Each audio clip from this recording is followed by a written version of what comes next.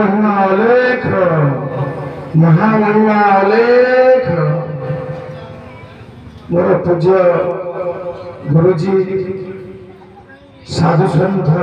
माने एवं उपस्थित गाँव माँ मौसी माने एवं समस्त भक्त मान को मोर अंतर कोटि कोटि नमस्कार। आज एक पवित्र दिवस कहले अत्युक्ति हो नहीं। जी महान आत्मा थिले ये अंचल पाई न समग्र ओडिशावासी एक धर्म प्रचार माइल खुंट कहले अत्युक्ति हो ना। कहीं ना निजे पादरे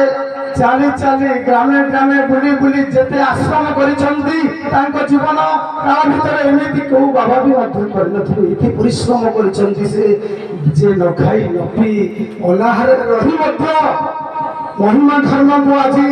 सर्व विश्व स्तर रे पहुंचेबा तांकर अनेक लक्ष्य थिला किंतु से पहुंचीबा पूर्व से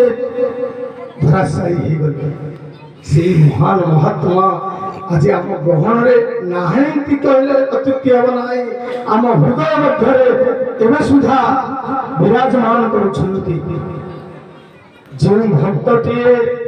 आम आखपाख अंचल तार अकथनीय हृदय कथा कहवाई धाई आसे से भगवान सदस्य